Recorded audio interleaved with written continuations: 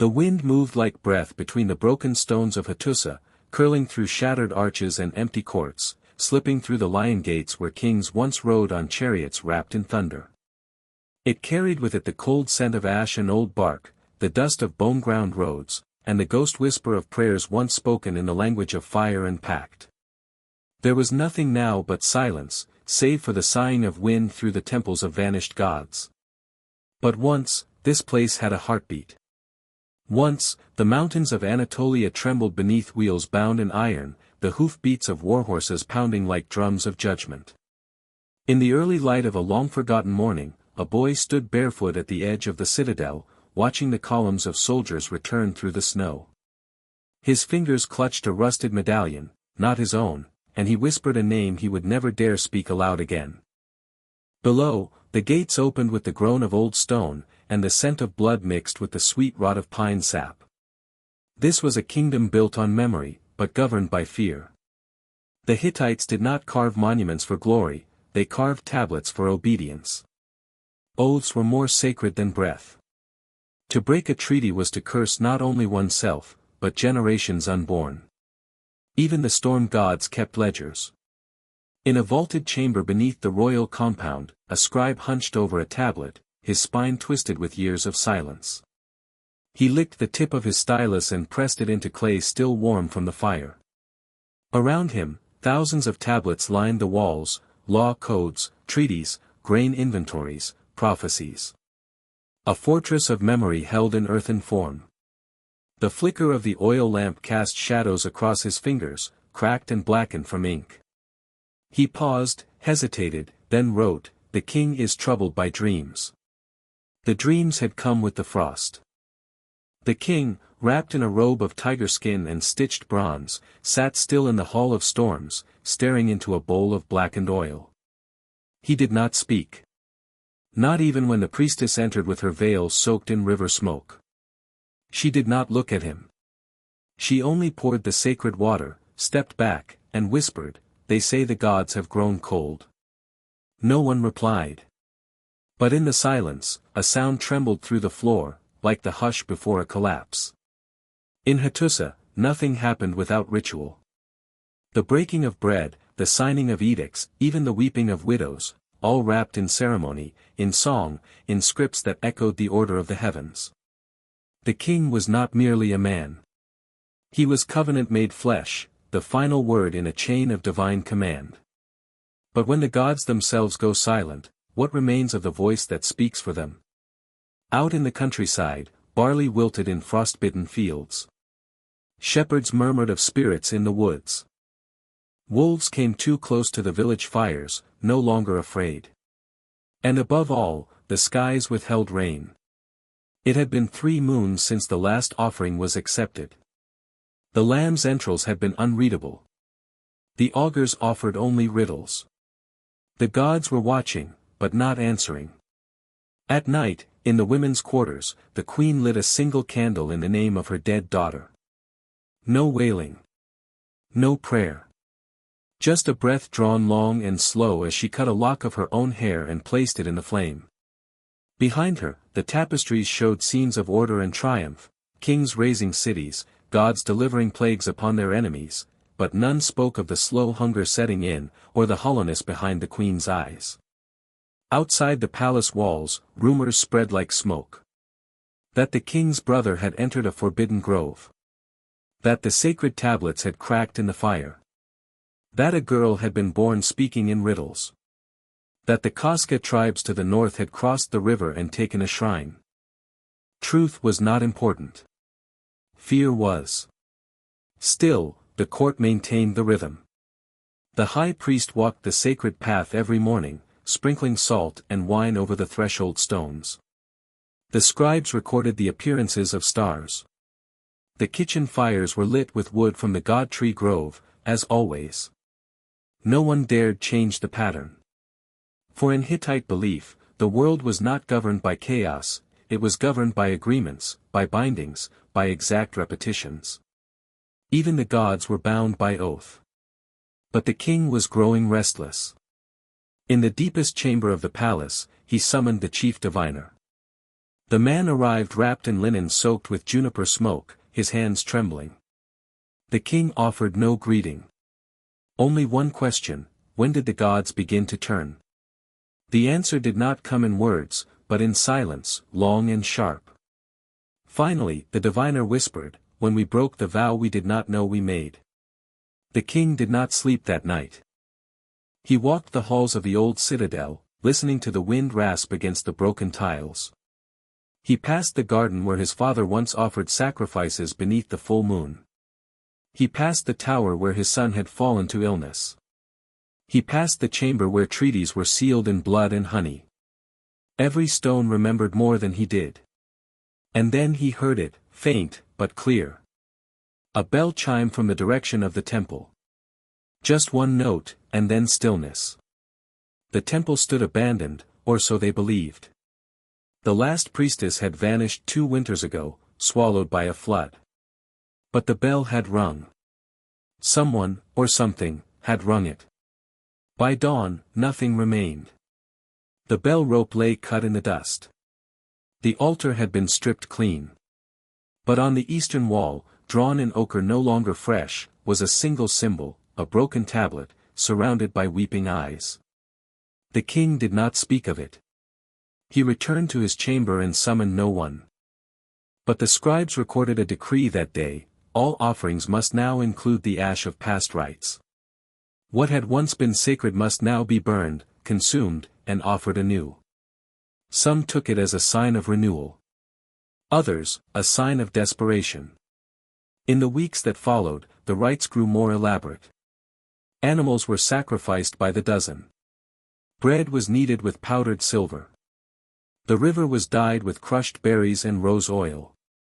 The people watched, unsure whether to rejoice or grieve. Every feast tasted like mourning. Every song held a tremble. And then, the gates did not open. Not once.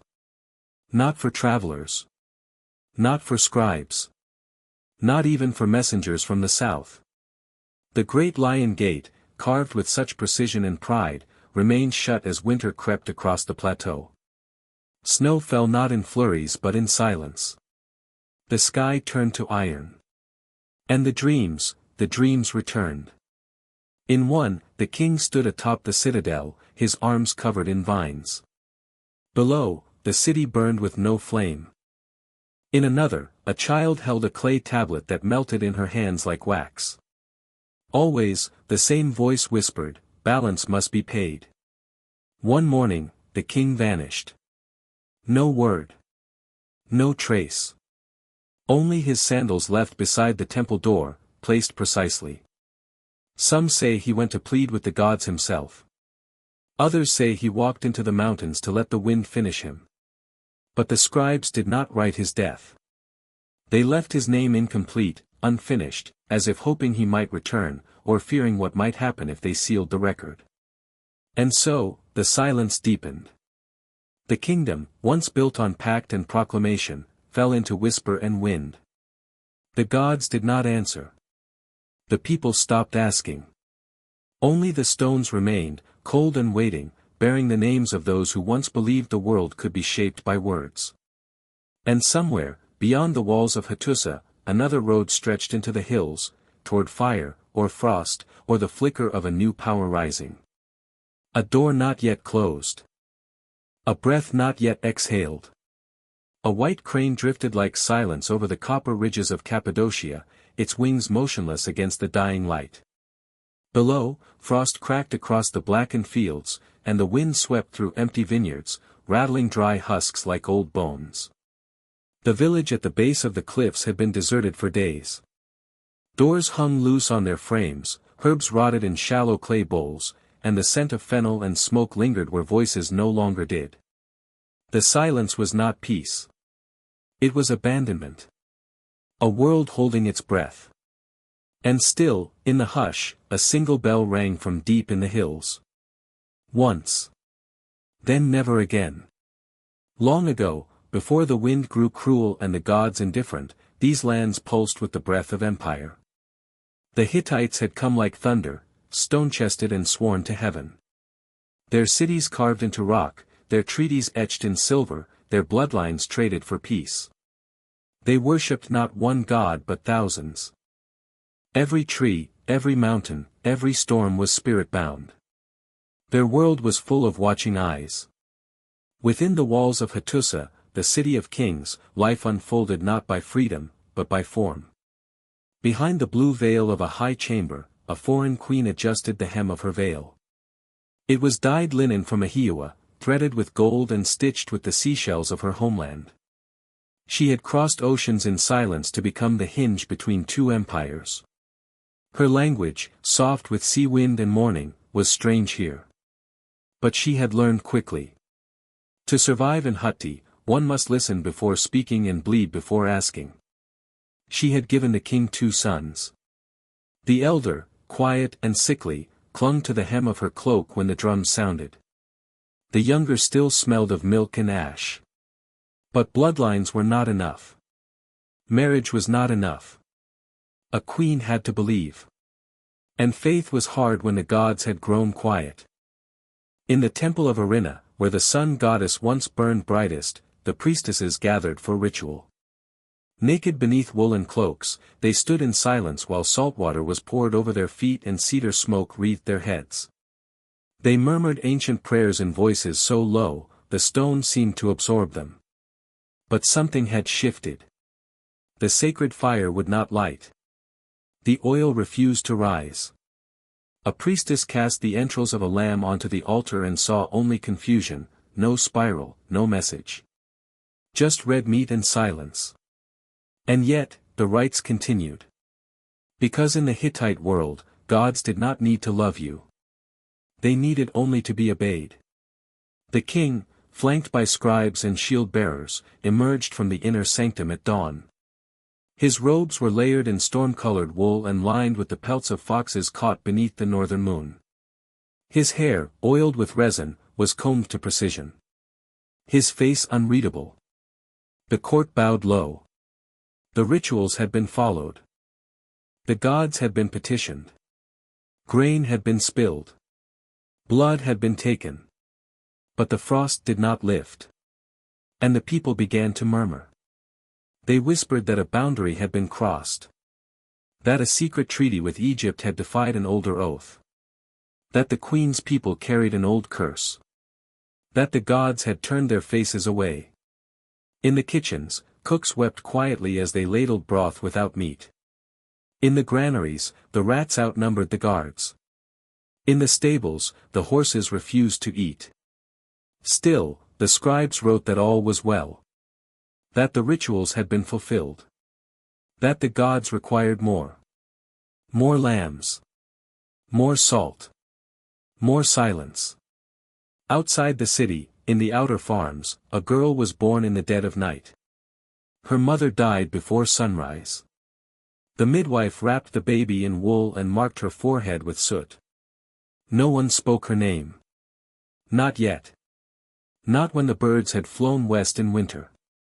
Not when even the hearths burned cold. In her earliest moments, the child did not cry. She stared into the rafters as if watching something only she could see. And in the palace, that same hour, the queen dreamt of waves crashing over the temple steps, washing away the stone lions, the sacred trees, the altar bowls. She woke with a scream trapped in her throat and the taste of seawater on her tongue. She went to the king that morning, her eyes lined with salt and certainty. The gods have turned, she said. But not from the people. From us. He dismissed her. But his hands trembled when he turned the next tablet. The scribes, too, had begun to feel it. A pressure. A thinning. As if the ink itself resisted the stylus. As if the very act of writing memory had become defiance. One scribe whispered that the clay was wrong. That the fire would not hold. Another said he had dreamed of the tablets breaking in rows, like teeth, like bones. Still, they wrote. Decrees. Edicts. Dreams. Promises. All recorded in the language of pact and permanence. Words meant to last forever. But even the language itself had begun to splinter. Foreign phrases crept in from the south. Glyphs from Egypt, symbols from Mitanni, traders' tongues from the ports. The Hittites, who had once consumed languages like rivers consume earth, now choked on their own excess. In the feasting hall, the nobles still drank wine from golden bowls. The musicians still plucked lyres. But the music no longer rose. It dragged. It sagged. It echoed like a dirge. And somewhere behind the reed screens, a servant boy dropped a bowl and did not bow to pick it up. He just stared at the shards as if waiting for the earth to split. Outside the city, the cranes flew in strange patterns. Circles, then lines, then nowhere at all. The priestesses, desperate, turned to older rites. They buried grain in the mouths of the dead. They sang to the river with their backs turned. They offered their hair to the fire. But the wind refused to change. The gods had not turned away. They had disappeared. Still, the people clung to ritual like to rope. A child who dropped a vessel during spring rites was whipped with nettles. A man who failed to bow at the shrine lost his tongue. The old ways demanded payment. And no one dared stop paying. The queen, now mostly silent, began visiting the lower quarters. She walked barefoot, her feet scabbed and cracked. She sat beside the sick, the dying, the forgotten. She took nothing. Said nothing. Only watched. It was said that she kept a strand of her daughter's hair in her sleeve, wrapped in ashcloth. That she no longer wore her crown at night. One evening, as a funeral procession passed through the eastern gate, she stood on the steps of the temple and watched the smoke rise. When a priest asked her what she prayed for, she answered, "That something hears us." But the only reply was wind. And then, one night, a scream echoed through the stone corridors of the palace. Not human. Not beast. A sound like metal tearing in water. The guards rushed. But found nothing. Only the high priest, alone in the sanctum, his face turned to the wall, weeping silently. He had seen something, he said. But would not say what. And so, they sealed the sanctum. No fire was lit there again. The rites grew fewer. The bells rang less. The scribes began leaving spaces in the tablets, blanks where names should be, dates left unfinished. The people began avoiding the temples. Offerings were buried instead of burned. And still, the silence grew. One morning, as frost clung to the stone steps of the royal court, the crane returned. Alone. Wings bent. Eyes wild. It landed atop the temple and stared at the rising sun. And then it screamed. Not a bird's cry, but something cracked and human. A woman in the lower district heard it and dropped to her knees. A child looked up and whispered, "The gods are leaving." But no one could say if they had ever truly stayed. That night, a new star appeared in the sky. Red. Faint. But unmoving. And deep in the archives, a scribe, his ink frozen, his stylus worn, wrote a single line, "We are no longer heard." He signed no name. Dated nothing. But folded the tablet in cloth and placed it beside the queen's veil. A final offering. A final hope. And outside the walls, beyond the reach of prayer and fire, the road stretched on toward the unknown. Toward the winds of the north. Toward tribes unbound by pact. Toward famine, maybe. Or revelation. Or ruin. The history of the Hittites would not end in battle, nor in song. But in silence. And in the distant echo of a bell that no longer rings. A raven landed on the broken horn of a limestone bull, its talons scratching over weather-worn stone with the soft screech of an unseen omen.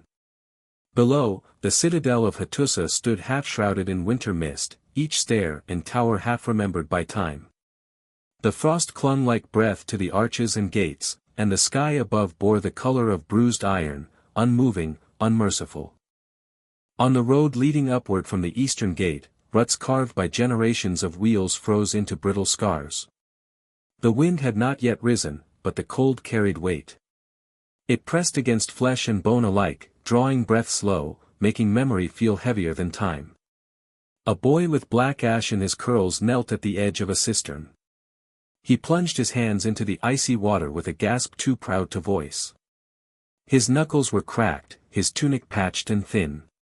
Behind him, the sound of horns stirred, faint, but rising. The drums had begun.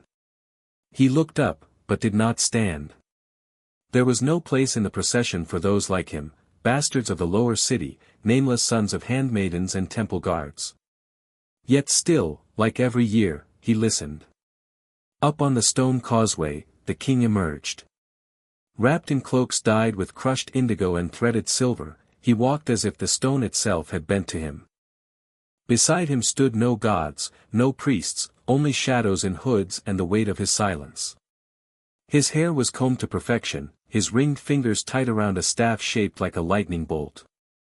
His face betrayed nothing. Not even fatigue.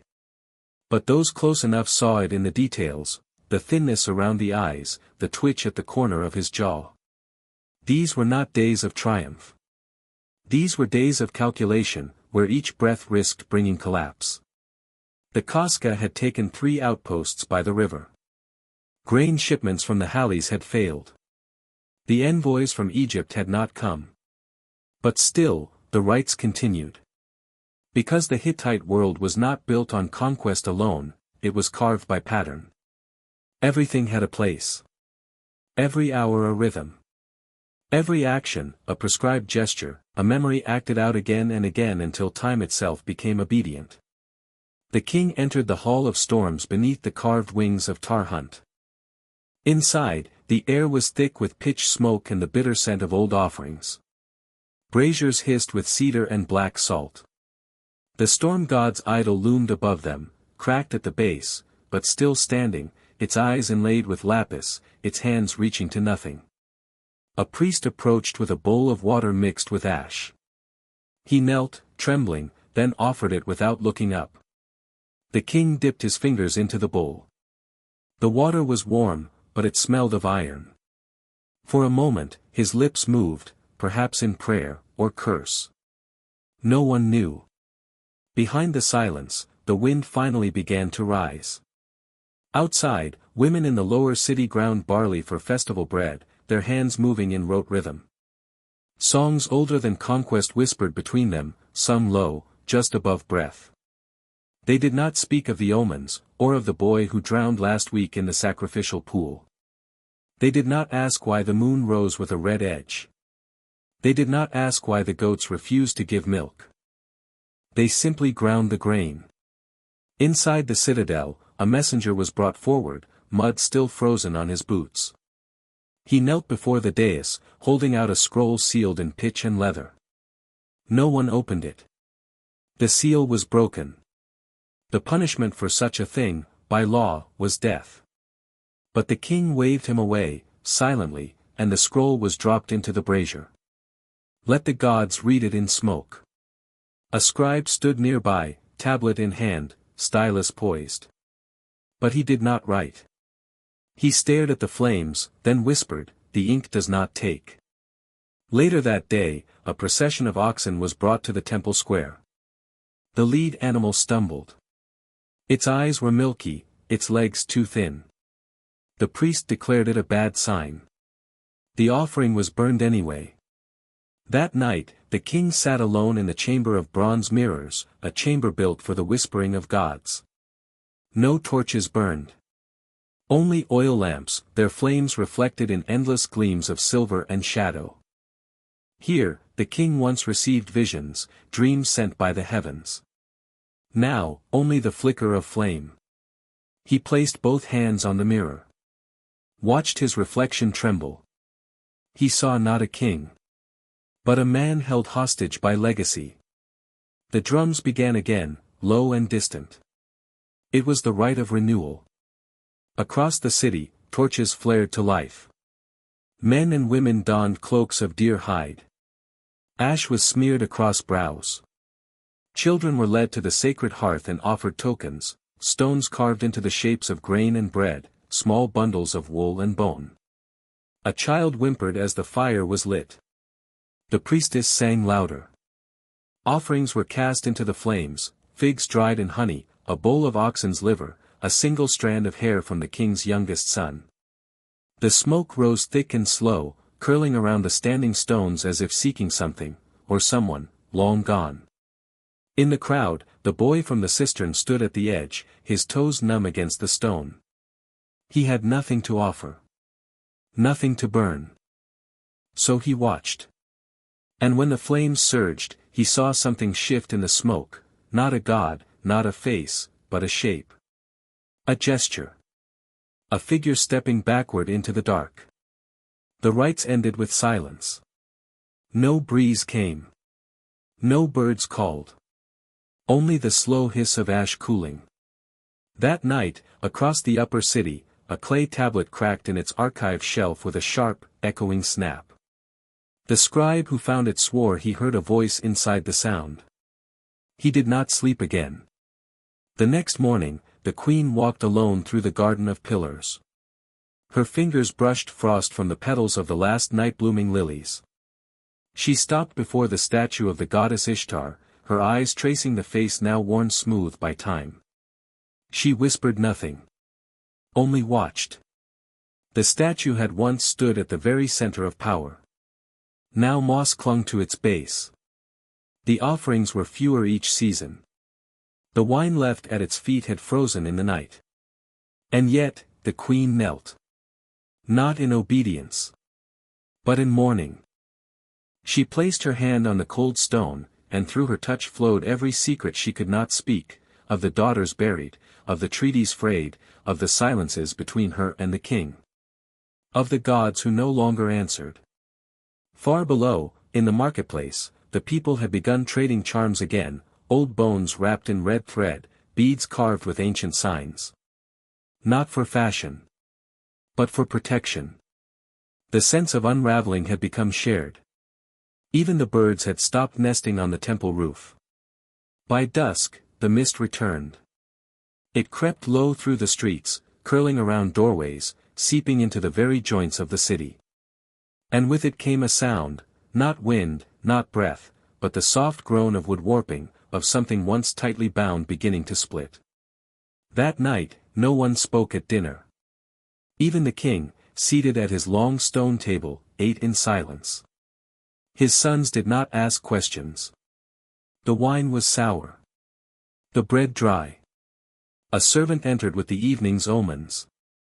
3 sheep had refused to kneel at the altar. A hawk had flown west instead of south. A newborn had opened its eyes and smiled. The priest declared it all unreadable. The king dismissed him. The fire crackled. Then silence. And as the last embers of the renewal fire cooled into ash, as the torch smoke drifted upward into rafters carved a century ago, as the crane circled the city once, then disappeared into cloud, a feeling settled over Hattusa. Something had begun to end. Not with war.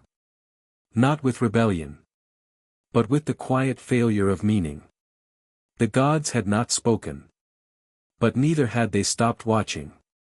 And beyond the stone walls, along the northern hills, the edge of a new wind stirred the dry leaves. Something ancient, or something new. Something hungry. Waiting. Listening. A single torch fluttered in the storm, its flame leaning low, clinging to life like the breath of a dying god. Rain came not in drops, but in sheets, thick, slanted, merciless, pounding against the citadel's high walls until the limestone wept and the wooden lintels creaked like ships lost at sea. The gates of Hattusa groaned in their sockets. Beneath them, a horse lay motionless, its flanks still steaming. Its rider had crawled the last few feet, boots dragging through the mud, palms scraped raw where stone had torn skin from bone. No one came to help him. They had already heard the news. The western frontier had broken. The sea peoples had come not as traders, not as envoys, but as hunger incarnate.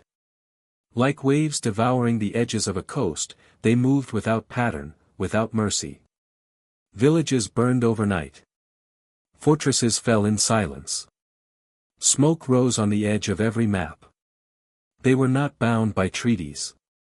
They answered no gods. They carried no standard but desperation. And worse, they did not leave. The writer's message had been simple: the storm is no longer ours. Inside the court, the king stood before a map that no longer meant anything. His fingers traced a border now erased by fire. His jaw clenched, his breath shallow. Behind him, the war scribes murmured in Akkadian, Hittite, Luwian, their words layering like ash on stone. Numbers. Fortresses. Names. All names now buried in red earth. The king said nothing. But when he turned, the golden ring on his thumb was gone. There was no time for mourning. To survive meant becoming like the wind, ungraspable, ungoverned. In the depths of the temple archives, the chief archivist sealed the day's final tablet. He pressed the sigil with shaking hands, then poured oil over the surface until it shimmered gold in the firelight. But he did not stack it with the others. He buried it beneath the floor. A record not meant for kings, but for ghosts. Above ground, panic wore the mask of order. The court physicians moved through the palace halls with vials of vinegar and ash. A fever had begun spreading, slow at first, then sudden. It struck the lungs and joints. Children coughed blood. Priests collapsed mid-prayer. The queen herself took to wearing veils of linen soaked in myrrh. She whispered to the goddess Ishtar each night, "Do not take my sons." The gods, of course, did not reply. But the birds did. Crows had begun gathering at the gates. Not in ones or twos, but in hundreds. Black wings slick with rain. Beaks sharp as knives. They circled the rooftops, their cries sharp and mocking. The priests took it as a sign. But no one agreed on the meaning. Was it death? Was it warning? Was it simply hunger? The queen asked the king for guidance. He only said, "They come for what we never buried." No one dared ask what he meant. The storms worsened. What little wheat remained was ground between stone wheels that now squealed from overuse. Bakers mixed flour with bark. Meat became thin broth. Broth became salted water. The people in the lower quarters began trading prayers for food. Then charms. Then children. A mother was seen walking the perimeter of the sacred grove, barefoot, her arms cradling a bundle wrapped in sheepskin. Some say she left it at the threshold. Others say she walked into the grove and did not come out. At the temple of Arina, the sun goddess's idol had cracked down the face. A priestess painted it over with clay and saffron. But the crack returned the next day, wider. The people began lighting their own fires at home, in secret, praying in older tongues, to older gods. The ones before treaties. Before empire. The ones who answered not with gifts, but with silence. In the palace, one of the king's generals demanded retreat. "Abandon the river fortresses," he said. "Fall back to the mountain roads." His words held the tone of logic, but his eyes were shadowed by fear. The king did not reply. Instead, he asked him to read from the Treaty of Kadesh, a vow sealed in blood a generation earlier. The general read, his voice shaking, the oath echoing across the stone walls, "We shall not abandon our blood nor our borders, so long as our hearts beat with fire." When the general finished, the king dismissed him with a nod. That night, the general rode north, alone. He was never seen again. The drums stopped soon after. Not silenced. Forgotten. The cadence of power, that heartbeat of ritual, of rhythm, of procession, vanished like mist. In its place, only the rain.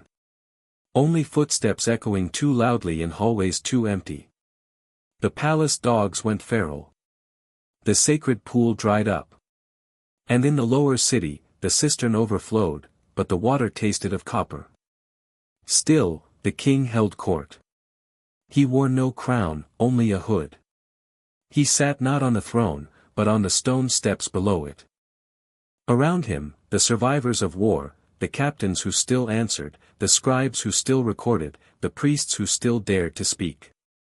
They made plans not for victory, but for memory. If we fall, the king said, we must not vanish. The next day, the scribes began working in pairs. One to write. One to witness. They carved into clay and stone both. Into wood, if needed. Into walls.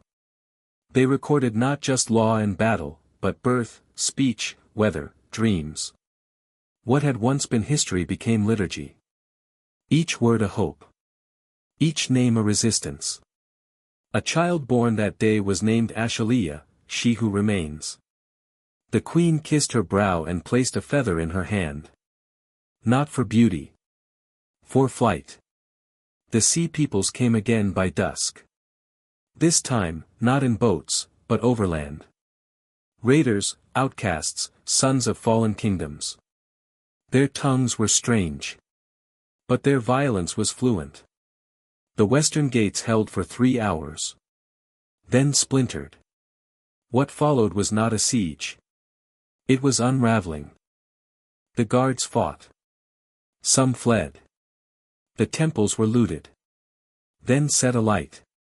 The inner sanctum held longer, only because it had no doors. The king did not run. He sat in the chamber of bronze mirrors, eyes reflecting flame. Beside him lay the last sealed tablet. Its inscription read, "He who forgets, falls twice." He placed it gently at his feet. Then drew his dagger. Outside, the queen gathered the children. Not all, just those who could walk. She led them through the archive tunnel, under torchlight dimmed with wet cloth. Each child carried something. A tablet. A scroll. A ring. A shard of painted pottery. Their hands trembled. But they did not look back. When the smoke reached the upper halls, it did so slowly, like a final breath before silence. The crows scattered into the sky, a black storm above a dying city. And yet, not all was lost. On a ridge north of the ruins, beneath a rock marked with a single handprint, a bundle of tablets was buried by the last surviving scribe. His fingers were blistered. His eyes burned with soot. But he sang while he worked. A lullaby. For a city now sleeping. He placed a stone over the burial. And whispered, "They will not forget." The wind caught his cloak. And somewhere far to the east, beyond the rising storm, beyond the smoke and ruin, a caravan moved through the mountain pass. Traders, perhaps. Or fugitives. Or the seed of a story not yet told.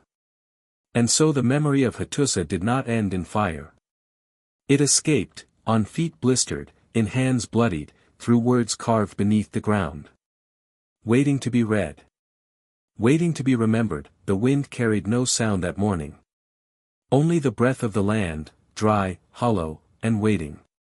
Beyond the fallen gates of Hattusa, where the lions once stood guard in polished basalt, the plain stretched out in ash and thorn. A mist hovered low to the ground, neither fog nor dust, but something in between, as if the city's memory itself had tried to rise, then settled back into earth.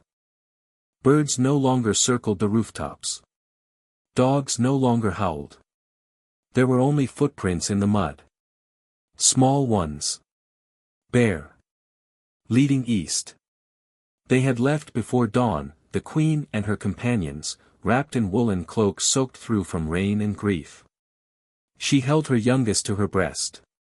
The child made no sound. The others followed with whatever they had salvaged, a carved bowl, a cracked tablet, a strip of embroidered cloth too fine for the road. The oldest among them, a priestess stripped of her temple, carried a reed basket on her back. Inside were bones. Not sacred, not royal, just bones that once belonged to someone she loved. Someone lost in the fire. The road had once been stone, shaped and named, the king's spine. Now it was only mud and ash. Thorn bushes clawed at the children's legs. The rain had carved gullies where water now trickled black with silt. The world had shrunk to a single path, and that path led east, away from memory, away from order, away from gods who had stopped answering. No one spoke. There were no more words for this kind of silence. Only the queen's eyes moved, scanning the horizon, searching for a sign, a tree that still bore fruit, a star that refused to die. They passed ruins before nightfall. A collapsed granary. A waystone buried in ivy. A stone trough where a single red scarf fluttered like an abandoned prayer. The air smelled of moss and rust. The trees grew closer together now, and with them came the shadows, long, uncertain, brushing the group like fingers made of wind. A girl began to cough. The queen turned, lifting the child into her arms. Her own breath was shallow, her hands shaking beneath the child's weight. But she did not stop. She couldn't. Somewhere ahead, somewhere just beyond the edge of dusk, there was shelter. Or at least, the idea of it. They reached a cave by moonlight. A hollow carved into the limestone hills, large enough for bodies, not for comfort. Inside, it smelled of wet rock and old fire. The priestess struck flint until a spark caught, and the children huddled close, shadows dancing on their faces like lost dreams returning. Someone sobbed quietly. Someone else murmured a name. The queen sat alone at the mouth of the cave, her eyes fixed westward, back toward Hattusa, though no light now rose from its ruins. Smoke, yes. Still that. But not flame. The city had burned its voice out. Only embers remained. And yet, she did not cry. She took a sliver of dried meat from her satchel, broke it into pieces, and passed it back. The children took it like sacred bread. None thanked her. None needed to. When the fire began to die, she opened the small bundle wrapped in linen and pulled from it a tablet, unbaked, unfired, the characters still soft. It was dangerous to carry such a thing. Too fragile. Too wet. But she had refused to leave it behind. It had been written by her eldest son, in the final days, when the drums had already stopped. His words were not prophecy, nor prayer. They were simply a list, the names of his brothers, the height of the tower before it fell, the sound the wind made in the archive hall. "I want to remember how it felt," he had said, pressing the final letter. And so she carried it, this memory made of clay and breath. The stars came slowly that night. First one, then 1,000. Cold and distant, unbothered by fire or famine. The priestess began to hum an old song, one with no words, just sound. A lullaby passed from mother to daughter, back when the gods still walked with men. The queen did not sleep. She watched the fire die, then pressed her hand into the earth beside her, feeling for something older than grief. The soil was damp. Cold. Alive in ways she could not name. At dawn, they rose again. The youngest cried. The oldest limped. But none complained. This was no longer a journey for hope. This was pilgrimage. Exile. The shaping of new memory. The land grew harsher. Thinner. Trees gave way to rock. Rivers ran brackish. A herd of goats watched them from a ridge, unmoving. No shepherd in sight. Just hollow-eyed animals chewing silence. Then, after 3 more days, the first fire appeared in the distance, smoke curling from a low valley, just beyond a line of fig trees turned skeletal by frost. A village, perhaps. Or a camp. Maybe even a trap. Still, they went. The queen tightened the baby against her chest and walked forward. Her feet bled through her sandals. The reed basket creaked behind her. The priestess said a short prayer to the morning. The others followed without a word. The camp was real. But half empty. Huts made from mud brick and woven reed. A circle of stones for cooking. A line of poles for drying skins. And a dozen faces, all thin, all cautious, all watching from behind narrow eyes. A woman stepped forward. Her arms were tattooed in spirals. Her mouth bore the sign of Mitanni, but her clothes were Western, coarse and patched, marked by journey. The queen did not kneel. She did not speak. Instead, she unwrapped the tablet from her cloth, knelt, and placed it in the woman's hands. The woman turned it over. Her thumb smudged one of the characters. Her eyes flicked toward the child at the queen's hip, then to the shadows behind her, the priestess, the girls, the smoke-worn eyes of a people that had walked too far. Then, the woman nodded. A tent was offered. Fire. Water. Silence. Inside, the queen removed her veil for the first time in days. Her hair had begun to silver at the temples. She touched the child's brow, then unpinned the brooch at her neck. Gold. Hittite. Royal. She did not hide it. She placed it on the ground, beside the fire. The message was clear. We are no longer rulers. We are memory. That night, a storm gathered in the east, but it did not break. Thunder rolled across the hills like drums long forgotten. In the valley, firelight danced across mud walls and broken spears. And inside a single tent, the queen sat with her child asleep in her lap, the clay tablet beside her, the brooch glowing faintly in firelight. She listened, not for gods, not for warriors, not even for her past. But for the breath of the world, returning. A breeze slipped beneath the flap of the tent. It smelled of pine. Of new earth. Of something just beginning. She closed her eyes, and for the first time since Hattusa fell, she whispered not a name, but a vow. We will not vanish. Outside, a boy began to sing, a strange tune, half forgotten, full of open space and aching. And far beyond the valley, hidden behind stars, the past waited, watching, listening, ready to be remembered again. There is a silence that follows ruin, not quiet, but the echo of things that will never be said again. It was that silence that hung over the valley now, days after the fires had gone out. The earth still breathed smoke in places. Stone was blackened. Grain was ash. Roof beams stood naked like ribs of a giant beast long dead. And at the center of it all, where the sacred pool once shimmered beneath moonlight, the water had turned black, thick, motionless. The survivors had built no shrines. They had spoken no curses. They walked among the bones of their gods without weeping. Some cut their hair and threw it into the wind. Others just stared, not at what had been lost, but at what might never return. And yet, in the northeast quarter of what had once been a thriving border town under Hittite rule, a man began to build. Not a palace. Not a tomb. Not even a wall. He built a kiln. Rough at first, stone stacked in rings, chinked with moss and clay. Smoke drifted from it within hours, thin and sharp, carrying the scent of scorched bark and drying earth. Children gathered first, drawn by the warmth.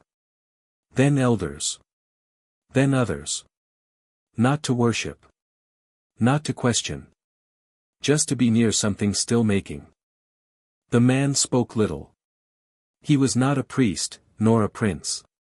He had once been a potter in a village north of the Halles, before the war tore through it like locusts. His wife had vanished in the fire. His sons taken for tribute years before. He had nothing left to protect, and so, he shaped clay. The first pot was small. Lopsided. Fired too long. It cracked at the rim.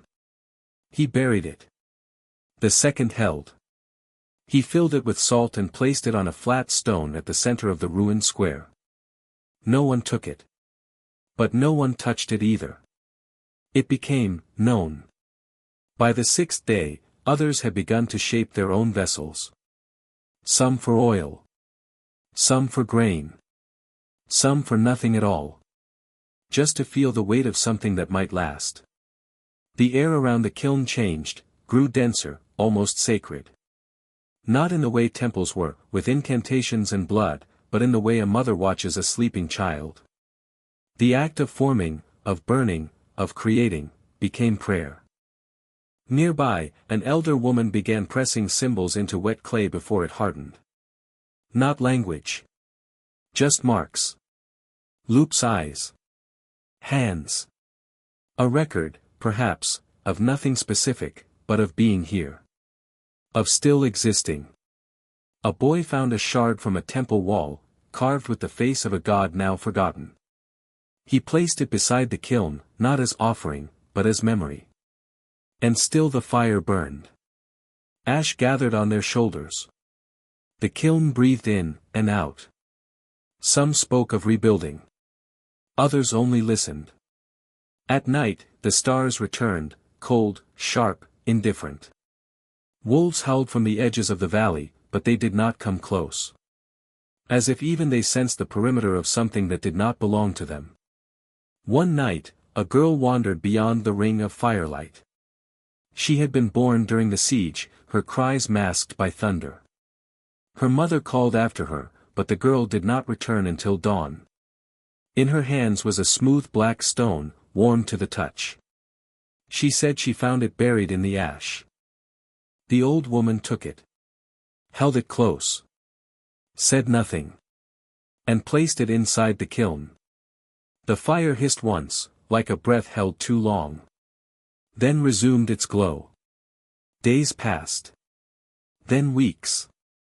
Not many, but enough. Enough for the sky to change, from gray to a bruised gold. Enough for the first frost to melt. Enough for a single blade of barley to rise from cracked soil just outside the kiln's reach. It was then that the strangers came. 5 of them. Wrapped in cloaks of southern dye. Their sandals worn through. Faces hidden. They said nothing at first. Only watched. One leaned to inspect a pot. Another touched the stone platform. One carried a scroll wrapped in animal skin. The potter did not speak. He simply handed them a bowl, unglazed. A gesture. An invitation. They sat. Shared salted fish. The stranger with the scroll opened it slowly, revealing symbols not seen in this place for generations. Not Hittite. Not Luwian. But older. Proto-whispers of what writing had once been, not record, but spell. The old woman recognized one mark, a sun cupped in hand. She began to cry. That night, under a sky scattered with wind-bent clouds, they burned the largest vessel yet. Nearly 3 hands tall, its sides incised with the marks of all who had passed through. Children's fingerprints. The king's seal, cracked and reused. A strand of wool. A loop of hair. And a single pressed feather.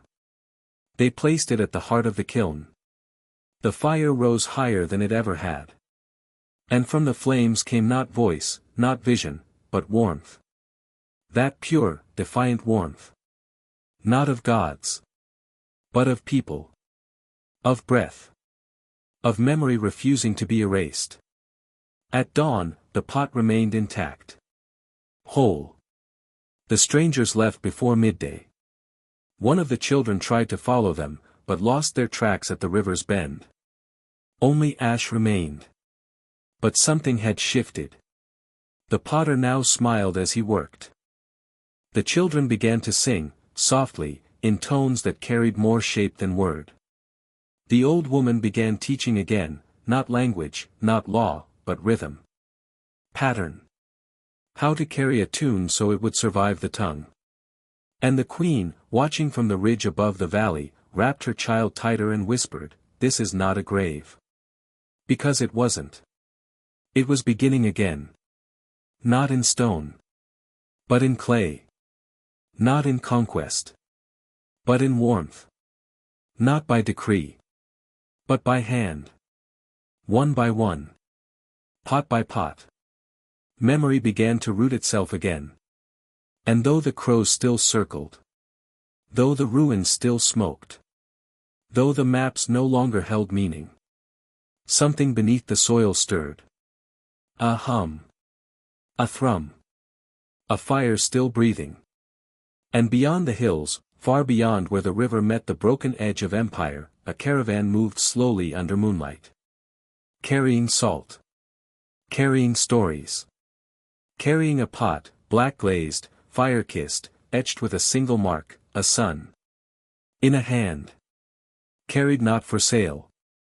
But for remembrance. For proof that something had survived.